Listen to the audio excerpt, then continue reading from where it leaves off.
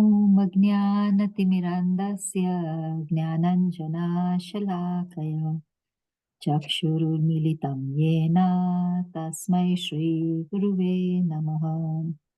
श्रीचैतन्यमनोभीष्टं स्थापितं येन भूतले स्वयं रूपा कदा मायं ददाति स्वपदान्तिकम्।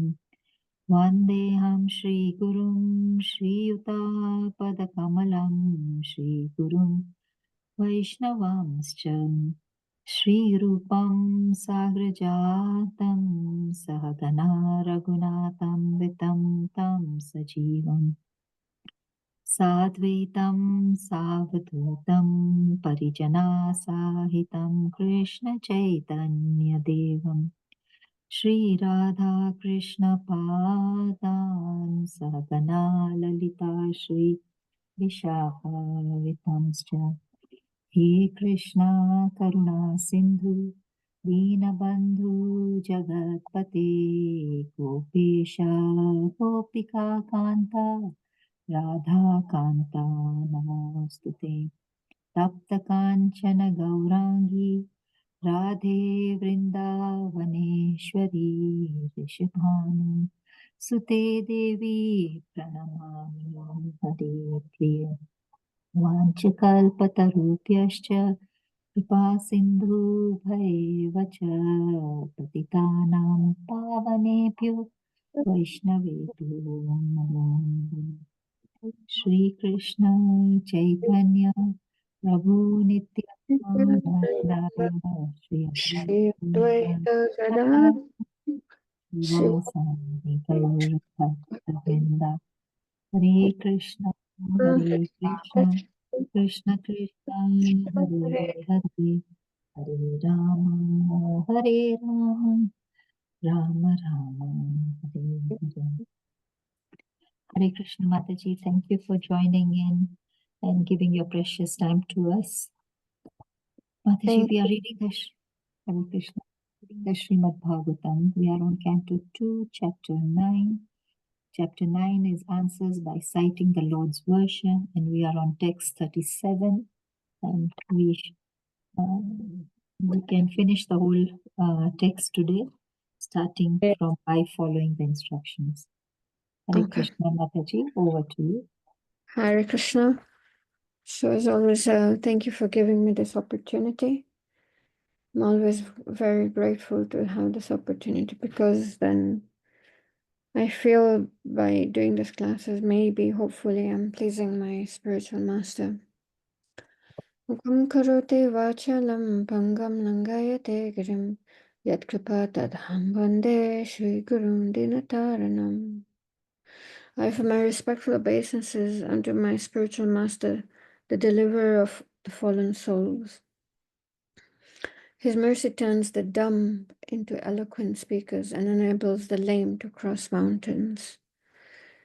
So just do the Sanskrit, the verse, and then the last part of the purport. Is that okay? So Srimad Bhagavatam, Canto 2, text, chapter 9, verse 37. Etanmatam samatishta paramena samadhina bhavan kalpa vikalpeshu na vimuhyati karhichit. O Brahma, just follow this conclusion by fixed concentration of mind, and no pride will disturb you, neither in the partial nor in the final devastation. So, I'm beginning from in this stage of full satisfaction. Okay. Would you like to read the purport?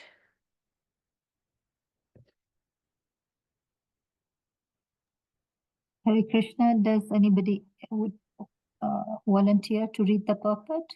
I can do it if no one volunteers. Yeah. Okay, I can do it. By following the instructions of the bona fide spiritual master, in conjunction with the principles of the revealed scriptures, the student will rise to the plane of complete knowledge which will be exhibited by the development of detachment from the world of sense gratification. The mundane wranglers are surprised that one can detach himself from the world of sense gratification, and thus any attempt to be fixed in God realization appears to them to be mysticism. This detachment from the sensory world is called Brahma-bhuta stage of realization, the preliminary stage of transcendental devotional life, para-bhakti.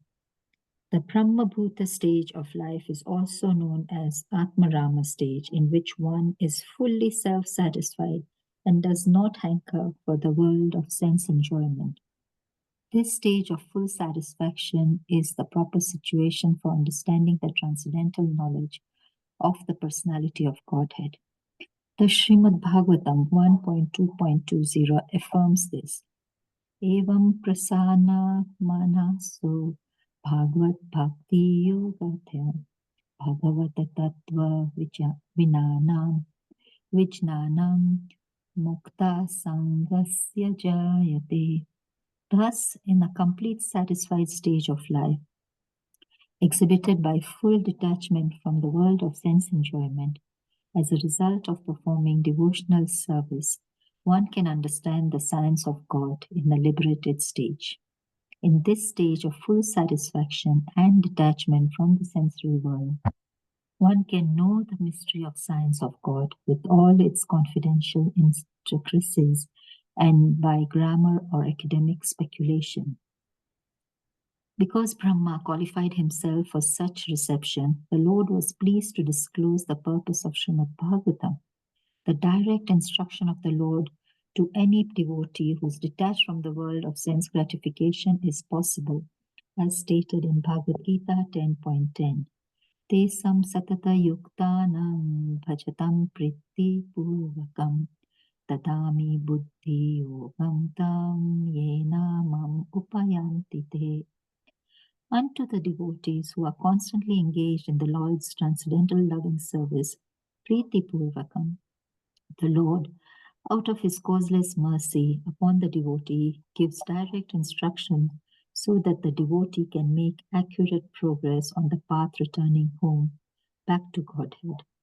One should not therefore try to understand these 4 verses of Srimad Bhagavatam by mental speculation, rather by direct perception of the Supreme Personality of Godhead. One is able to know all about his abode, Vaikuntha, as was seen and experienced by Brahmaji. Such Vaikuntha realization is possible by any devotee of the Lord, situated in the transcendental position as a result of devotional service. In the Gopala Tapani Upanishad, Shruti, it is said, Gopa Veshon Ne Purushat Avibhuva. The Lord appeared before Brahma as a cowboy, that is, as the original personality of Godhead, Lord Sri Krishna, Govinda, who is later described by Brahmaji in his Brahma Samhita 5.29. Chintamani prakara sadmasu kalpavaksha sharvishtu surabhe apipalayantam Lakshmi sahasrasata sundha seva mana govindam adipurusham tamaham bhajami. Brahmaji desires to worship the original personality of Godhead. Lord Sri Krishna resides in the topmost Vaikuntha planet known as Goloka Vrindavan, where he is in the habit of keeping Surabhi cows as a cowboy, and where he is served by hundreds and thousands of goddesses of fortune, the gopis, with love and respect. Therefore, Lord Krishna is the original form of the Supreme Lord, Krishna tu Bhagwan Swayam. This is also clear from this instruction. The Supreme Personality of Godhead is Lord Krishna and not directly Narayan or the Purusharthas, which are subsequent manifestations. Therefore, Srimad Bhagavatam means consciousness of the Supreme Personality of Godhead. Lord Shri Krishna and Srimad Bhagavatam is the sound representation of the Lord as much as Bhagavad Gita is. Thus, the conclusion is that Srimad Bhagavatam is the science of the Lord, in which the Lord and his abode are perfectly realized. Hare Krishna. Hare Krishna, thank you very much. To you, Mataji.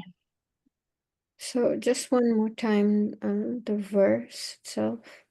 O Brahma, just follow this conclusion by fixed concentration of mind, and no pride will disturb you, neither in the partial nor in the final devastation. So, okay, so just a quick recap of the main events that have happened in this chapter so far. Brahma does his austerity for, is it 100 or so many celestial years, and he pleases the Lord. Why? Because of his austerities? No, but because of the attitude in which he does the austerities, because of his submissive attitude. That's what pleases the Lord. So then, in turn, the Lord reveals his abode and himself and bestows upon him the creative power. It says, you go ahead, you create because you have pleased me. And then Brahma says that you've always almost given me the position of your friend by shaking your hands with me, and the position of a creator now. But please, I don't want to get proud, and I want to remain humble. So we can all attest and relate to this. Whenever we are in a creative position, no matter how small, or some managerial or leadership, or in charge of even a small project, or in charge of a small festival, we can actually really, that position can really get into our heads, and we can become really, really act as the supreme controllers, and we can easily, pride can come in so easily. So what to speak of somebody like Brahma, who has now been given charge of creating the whole creation? How much control is he going to have to take? And that position always opens up to this vice of pride, and that I'm the controller. So he doesn't want to become proud. He wants to remain humble. And so then the Lord, so in the previous verse is where the Lord is telling him, okay, so you don't want to become proud, then stick to this conclusion. In whatever circumstances, in whatever situation, yes, in your position as a creator, you will get bewildered, because that is the nature of being in the mode of passion. Creation is primarily done under the mode of passion. And it has a tendency, like I said, of getting into your head because of this passionate energy.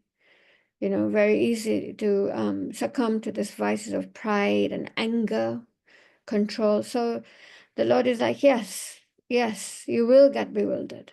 You will get bewildered, So what to do?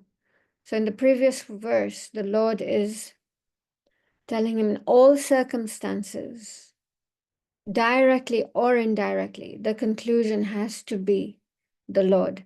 The conclusion has to be surrender to the Lord, no matter what the situation.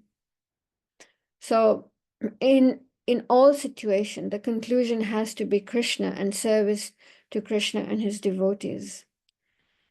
In any situation, in any testing situation, and we are all faced with testing situations, if we consider or try and employ material solutions, then we just enter into a cycle, because by trying to solve a problem with a material solution will only create another material problem.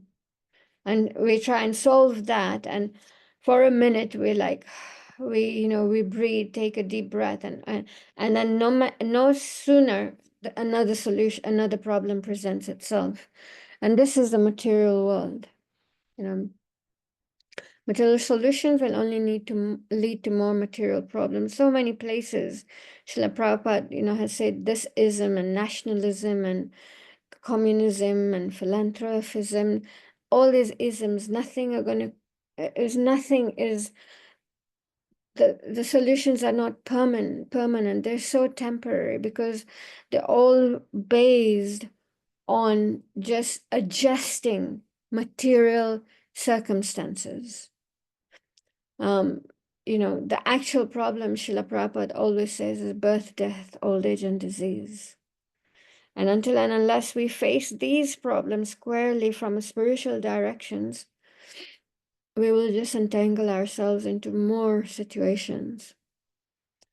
And we can see right now, we're almost actually on the brink of a world war. It seems like that, how countries are just, positioning themselves. One country is now supporting this country, the other country supporting the other country. And what? This United Nations is so huge. Where is it? Where is the United Nations? What is it? What is it doing?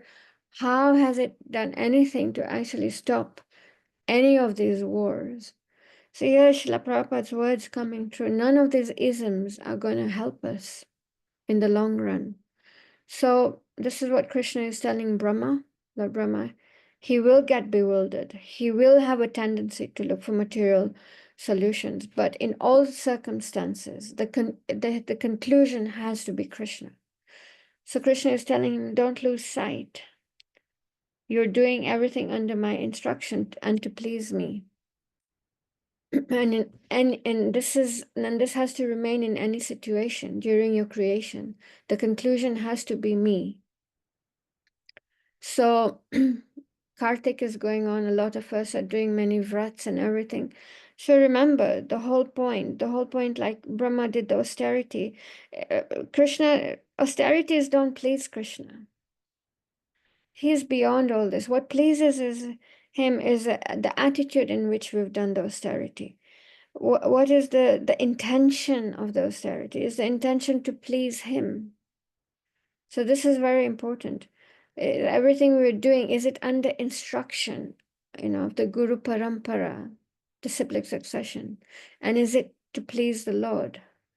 Now if we keep this in mind, that we're always under the instruction of the Guru Parampara, and we're doing everything to please the Lord, then we will be able to make the right decisions.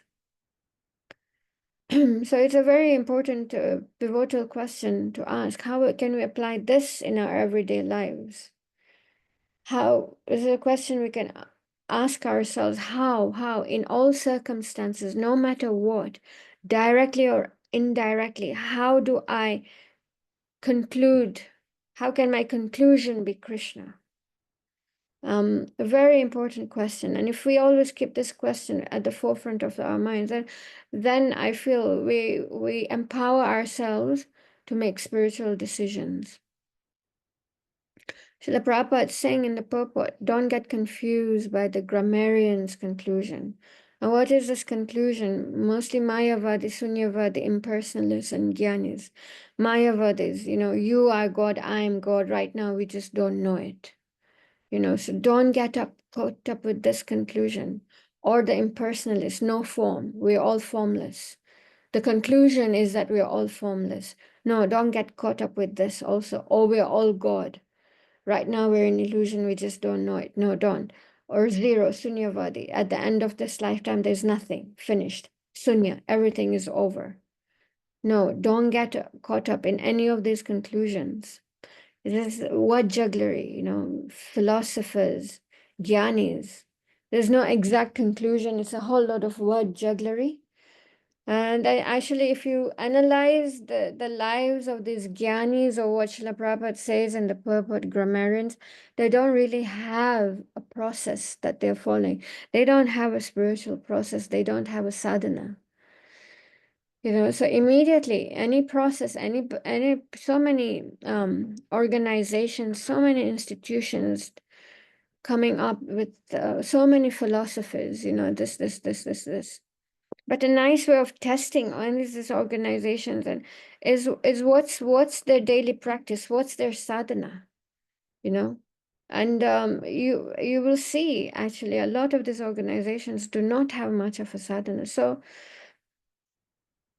Srila Prabhupada is just over and over and over again in these verses is just pointing out these conclusions don't, so it was such a big thing for Srila Prabhupada. So he's saying rather, no, instead you stick to parampara. You stick to parampara, to the disciplic succession. Stick to the instructions of the spiritual master. Become one with the instructions of the spiritual master. Make it our life and soul. These instructions are not easy. They don't come easy. They're not easy. Even one single instruction of the spiritual master, chant your rounds attentively. How is it's really easier said than done. Let's keep our focus on that. Follow the four regulator principles. Don't Shivram Maharaj said we have a tendency of flirting with the principles. We infringe, there's that gray area, it is okay. Sometimes I can have a caffeinated coffee. I'm really tired, or, this just kind of like being on the shore and just flirting around with Maya, all these things. Why don't, let's focus on this.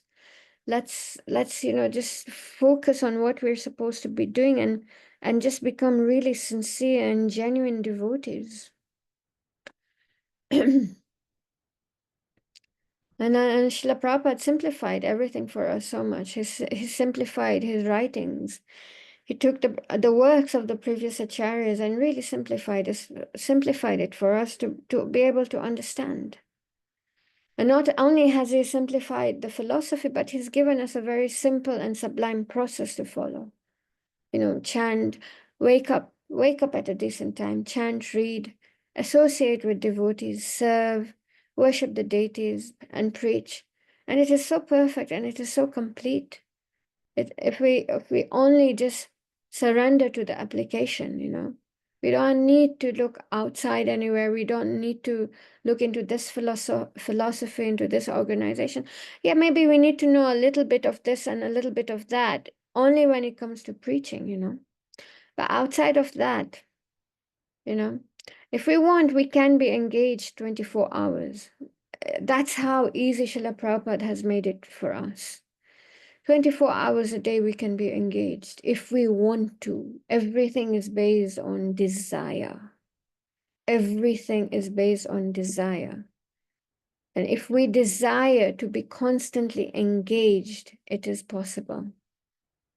It is possible. Very interesting. I think it was yesterday I was listening to a lecture of Srila Prabhupada, and he makes such a nice point. And he said, even outside of the hearing and chanting and listening and associating and attending the programs, even outside of all that, think about Krishna. And I thought it was so interesting, because for me, remembering and thinking about Krishna was by doing all these things, by hearing, by chanting, by listening, by being in kirtan, by being in Harinam, by sitting in a class, attending the program. So for me, that was synonymous to thinking of and remembering Krishna. But it's interesting that Srila Prabhupada is saying, even outside of these things, there are hours in a day that we will not be doing these things. Think about Krishna. Make it that personal. Make it that personal. We don't need when we're attached to somebody, like I'm attached to my son Gopal, so we all have our attachments, family or friends. We don't need a process to remember. I don't need to read a book on Gopal to remember Gopal. I don't necessarily need to look at his pictures to remember him. Anything and everything will remind me of Gopal. Or, I'll be thinking, oh, what's Gopal going to like for lunch? Oh, why hasn't Gopal come back home yet? It's just a natural This is love. It's so natural. We don't really need a process. So as we follow the process of sadhana bhakti, then gradually we come to a point where we don't need, even outside of the process, we will be thinking about Krishna. So now what happens when you stick to parampara and apply the process? Then we receive complete and realized knowledge. We stick to parampara, we follow the process of sadhana bhakti, and then realized knowledge is revealed within the heart. And what happens when that happens? We get this natural detachment from sense gratification on a very deep level. Even sense gratification and are on very, physical and subtle levels. It is one thing to give up, meat, sex, intoxication, gambling. But then on the subtle level, there's something called subtle sex, which is name, fame, glory, So even these things, but once we receive this realized knowledge, then detachment from sense gratification on the deepest level will occur. And then we get to the stage of Brahma Bhuta, which is also Atma Rama stage, where we are completely and fully satisfied. We are not dependent on anything external for our satisfaction. We don't need a bank balance security. We don't need family and friends, and we don't need to possess to be happy. Atmaram, we're fully satisfied in our relationship with Krishna. And this is a pure stage. This is a pure devotee stage that Krishna is mentioning in the purport. Fully satisfied, doesn't hanker for material sense gratification. Now, when we reach this pure stage, now we open up our doors for proper understanding of transcendental knowledge and transcendental mysteries. It is all revealed to us. And Lord Brahma, according to this purpose and these verses, Lord Brahma reached the stage, and the Lord revealed the Vaikuntha planets and himself. Then in the purport, Krishna, Srila Prabhupada is explaining that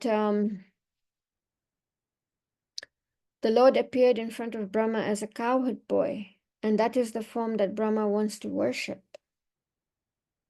And then Srila Prabhupada concludes the purport by saying that Srimad Bhagavatam, is a science of the Lord, in which the Lord and his abode are revealed. So here is another little secret Srila Prabhupada is giving to us just by studying Srimad Bhagavatam regularly, Nityam Bhagavata Sevaya.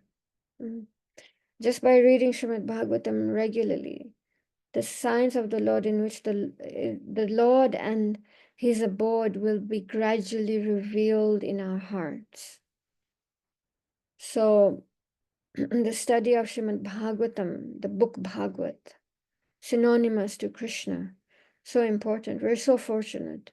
We're so fortunate in this point in time of existence that we have Srimad Bhagavatam, and not only Srimad Bhagavatam, but supplemented by purports of Srila Prabhupada. How fortunate, how glorious. It's unfathomable, our fortune. Because even if we were to study the amazing commentaries by Sridhar Maharaj, Sridhar Swami, and the other, very difficult to understand, very difficult to comprehend. But here we are in this point in time of existence. Only some years ago, Srila Prabhupada has translated and put his commentaries, his purports, to simplify, to make it so clear. And here it is accessible at the tip of our fingers. Srimad Bhagavatam, Bhagavad Gita, Chaitanya Charitamrita are available to us. And then to top it up, so many supplementary books by the disciples of Srila Prabhupada have been written. There is no shortage of things to read if we want to. Again, everything is based on desire. Everything is based on desire. So how the Vaikuntha planets and Krishna were revealed to Lord Brahma. So us too, even at this stage, life can be a series of revelation, even though we may not be pure devotees. Even at this stage, because the Lord reveals himself to us according to our level of surrender. And here we all are, with a certain level of surrender, with a certain percentage of surrender, be it 1%, 5%, 20%, 50%, 60%. And according to our level of surrender that Krishna is revealing to us. Krishna will reveal himself to us if we want to. And that's why every day can just be a series of revelation. And again, I think we have all experienced this, Wow, so amazing how this happened today, Krishna's arrangement, Krishna's mercy. Devotees keep saying that all day long, You don't know how this is going to happen, but it just happens. You want to do a certain service and you just don't know how it's going to happen, and it just happens. It just happens. Um, there were a few services that I had the opportunity to do while His Grace Madan Gopal Prabhu was here, and twice I remember I was like, oh my God, I don't know how this is going to happen. How am I going to manage this, And I don't know if this is going to happen in time. I don't know if I'm going to be able to get exactly what he wants. But it all just fell into place so easily. And I just thought, yeah, of course, he's such a wonderful devotee. Why will Krishna not make it happen, whatever he needs or whatever he requires? So this verse in Bhagavad Gita, I forget, I think it is chapter 8, text 11.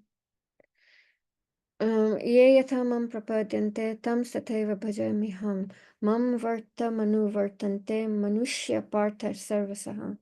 As all surrender unto me, I reward them accordingly. Everyone follows my path in all respects, O son of Pritha. So as we surrender, he rewards and he reveals himself. So even at this stage, whatever stage we are at, Krishna can reveal himself. Krishna will reveal himself if we are open enough. So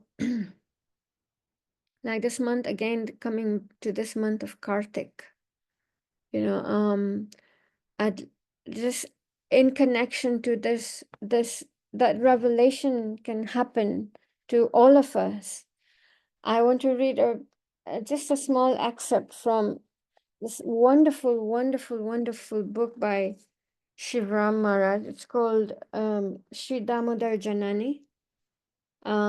It is all about the Damodar Lila. This whole book is on that one pastime. It's such a brilliant book. It's just goes into so much depth. What is Krishna thinking? What is Mother Yashoda thinking? What is the flute? The rope is conversing with the wooden grinding mortar, and the demigods are conversing among themselves. Is Mother Yashoda really going to be able to tie Krishna? How can anybody tie Krishna? It's such a beautiful book. So it's a very, very, very funny part. And this is now, I don't know if you can see this picture, but so Mother Yashoda has captured Krishna, and she's about to start tying Krishna up. So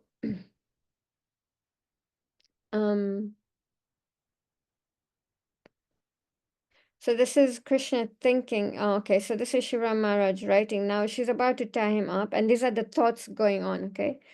So did Yashoda really think that Krishna was a docile baby elephant? Yashoda paused momentarily to consider which part of him to bind. So she's just thinking of which part of Krishna am I going to tie to the grinding mortar. Then she's thinking, certainly not his wrists or his calves, because that would cause him pain. And his hands and feet were small enough so that he would wriggle free out of the rope. He would have to be bound firmly. But how? So this is Yashoda thinking. Then Yashoda is at the waist, chuckled Yashoda. Well, tied around the belly. Then she's saying, your chubby behind, and scamming head. So scamming means scamming means cunning, crafty, calculating, and devious. So she's thinking, she's thinking out loud. She's saying your chubby behind and your scamming head will not allow a rope to slip free. So basically, your big head and your big bum, I'll tie you at the waist, and your big head and your big bum will not allow the rope to be loosened. And then she giggled at her joke. And Krishna, that was not funny, Krishna thought. Krishna did not know whether to scream or cry. How could she humiliate him in this way? And then he's thinking, just because I'm her son does not mean that I take birth. And just because I look like a human does not mean that I'm mortal. Both time and death fear me.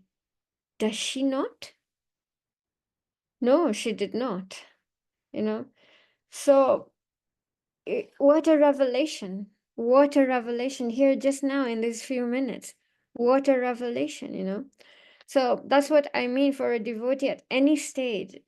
Life every day can just be a series of revelation. And then we sing this wonderful, wonderful bhajan by Srila Narottam Das Thakur, Radha Krishna Prana Mora, Jugala Kishore, you know. We sing it regularly, and I just wanted to read the verses, the meaning of the verses. And maybe if you like, you can actually just close your eyes and just meditate on the meaning of the verses. So, in a forest of small kadamba trees, on the bank of the Yamuna, I will seat the divine couple on a throne made of brilliant jewels. I will anoint their dark and fair forms with sandalwood paste, scented with chuya, and I will fan them with a chamara whisk. Oh, when will I behold their moon-like faces? After stringing together garlands of malati flowers, I will place them around their necks, and I will offer tambula scented with camphor to their lotus mouths. With the permission of all the Sakhis headed by Lalita and Vishaka, I will serve the lotus feet of Radha and Krishna. Narottam Das, the servant of Sri Krishna Chaitanya, Prabhu, longs for this service to the divine couple. So we sing this bhajan regularly, we read the verses, we read the meaning. So Srila Prabhupada revealed this amazing bhajans to us, amazing meanings. You know, here is just another beautiful revelation. You can just close your eyes and imagine, and just imagine the small kadamba, forest of kadamba trees at the bank of the Yamuna, and serving Radha and Krishna in this way. You know, here is another revelation. So even at this stage, when we're not pure devotees, but we all have a certain degree of surrender.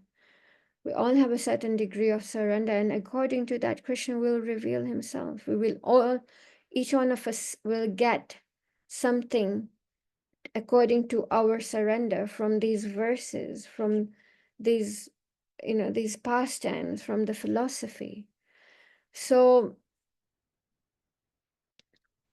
back to Brahma, back to the verse where Krishna is answering Brahma's question, so this is what you do. You know, just stick to this. Just stick to this. Stick to this, that always, in all circumstances, the conclusion is me. And hence, you will not become proud. You will always remain humble. So what a wonderful application for us. Stick to the process. Stick to the process. Stick to Srila Prabhupada. Stick to Srila Prabhupada's amazing books, Srimad Bhagavatam. You know, there's so much. It's unlimited, actually, unlimited. And the accessibility is unlimited now also. There's no limitation to, you know, the accessibility of Srila Prabhupada's books, thousands of classes. So if we can always, and there will be testing times for each and every one of us, and especially during those testing times, if we can always directly or indirectly come to the conclusion that Krishna, make those decisions that will always keep you in the association of devotees. That is the ABC, A of devotional service.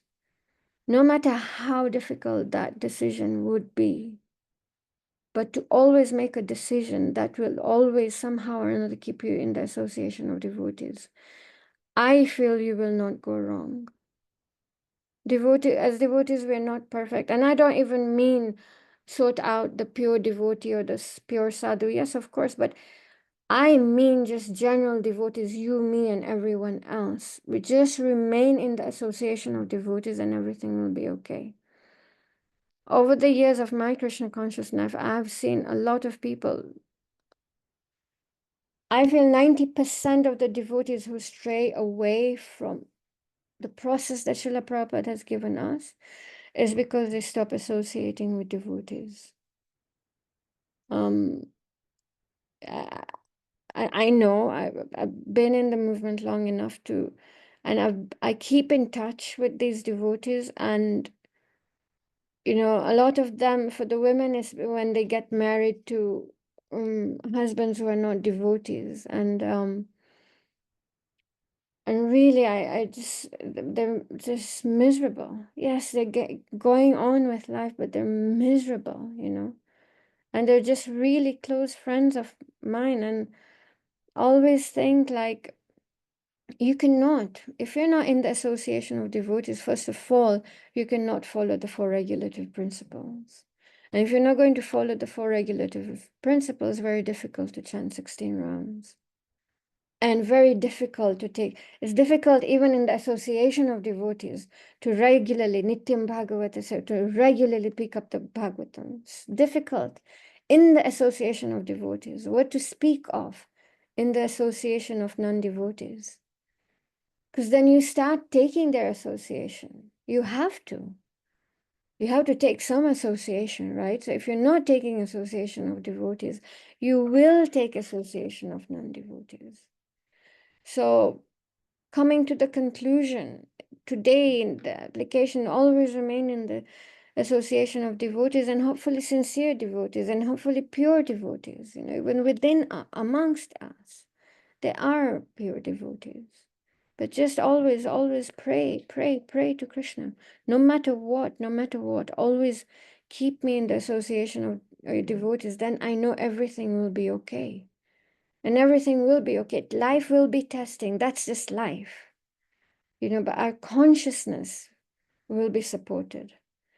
So that's the application down to us in every situation. Just stick to the process, stick to devotees, and you know, hopefully we will always remain humble and we will not become proud also. So I'll end the class here. Any questions, any comments, any corrections? Thank you very much, Mataji, for an excellent class today. And a lot of good points coming out regarding the process and having your spiritual master and the three people you shouldn't associate with, the Mayavadis, the impersonalist, and the Shunyavadis, sticking to daily sadhana and the parampara. And I really like the point of love is natural, in which you mentioned about Gopal and yourself. And it's true, when we love somebody, there's no process. I mean, I keep on asking in Damodar Ashtakam prayers, you have to do 3 like this, and 4 like this, and 2 like this, and 7 like this. I mean, I just get um, bogged down into those technical details. But if you loved anybody, you are doing this arti so that Bhagwan, so that God doesn't get the evil eye. I mean, just take that bhav and get on with it. I mean, don't try to remember the technicalities, because while serving Gopal, you don't remembering Gopal, your son, you don't remember the technicalities. So I really, really liked it, and it resonated well for me today. Thank you so much. Thank you. So I know life is testing, but at least our consciousness is supported by association, especially people like you and the rest of the mentors we have in this group. We are at least supported. So thank you very much for your association and today's talk. Are there any questions or comments from the group? You made it so simple, Mataji. Thank you. I lost you when I think I had internet challenges. You were talking of the Mayavadis, and then so Mayavadis are the people who said that I'm God, you are God, everybody is God, and you don't know where you are. And then what did you say about the impersonalist? I missed that. So I heard Srila Prabhupada in one lecture. He actually groups impersonalists as Mayavadis also. Interesting. I thought, wow, that was interesting, because I thought it was Mayavadis and impersonalists. And then, yes, so his pranam mantra, Nama Om Vishnu Padaya, Krishna Prasaya Bhutale, Srimati Bhaktivedanta Swami iti namine, Namaste Saraswati Devi Gauravani Pracharine, Nirvisesha Sunyavadi Paschata Deshatarine. So, Nirvisesha and Sunyavadi. These are the two main categories that Srila Prabhupada, that his mission statement was to remove this concept of Nirvisesha and Sunyavadi. So I think Nirvisesha is Mayavadi. And under Mayavadi now comes the group of people who say that you and I, we are all God, and also impersonalists. That's what I recently had in a lecture by Srila Prabhupada. So impersonalist is that God has no form. And after liberation, we are formless as well, just kind of like floating around in Brahma Jyoti. Okay, thank you. Thank you very much, Mataji, for that clarification. Any other questions or comments by the group?